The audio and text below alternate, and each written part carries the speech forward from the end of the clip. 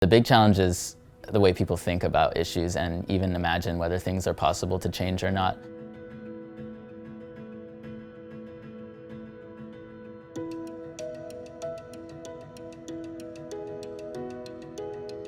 People are often scared of change, and they might be scared of change because they have a lot on their plate already. It's not because the change is necessarily that difficult. I think people being bogged down in the nitty-gritty of their lives and the challenges, the real challenges of their lives that affect them on a day-to-day basis, makes it really hard to get their attention to also be placed on these issues that might not impact them directly. The biggest challenge is education. It's teaching people about reuse, either in different departments in the university or to students that are working in areas like fine arts or even engineering, and having them think differently about their practice in the department that they're in their creation practice with materials. People just love convenience and going a little bit out of your way to pick up a box of dishes and cleaning them at the end instead of just being able to go to Dollarama and buy disposable ones and throw them out is I think the hardest part is convincing people that it's worth it to go 5 minutes out of your way to reduce a little bit of waste.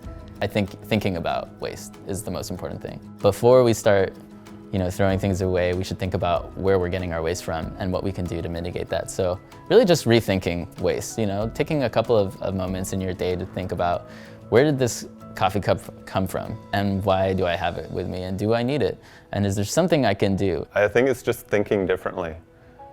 When you start to approach a problem, is how can I tackle this problem in a way that impacts the planet less, or even has a zero impact on the planet?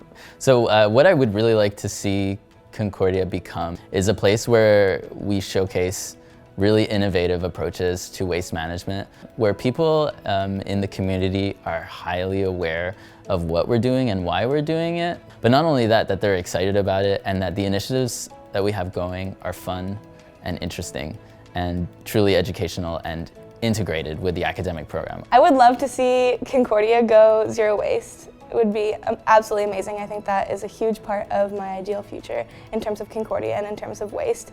And I'm really excited because I see these things happening. We're creating these structures that are necessary for Concordia to reduce their waste, so yeah.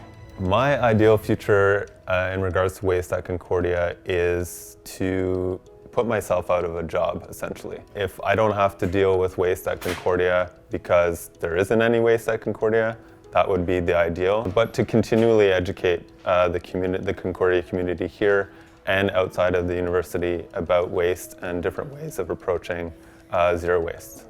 There's a lot of change management work, and that's tough work because it's emotional work. And when people confront you about not liking something you're doing, it can be hard. But at the same time, it gets balanced by people really liking what you're doing, I think. So that keeps you going. And when you see that changes can happen even in places where there's resistance, I think that's really inspiring.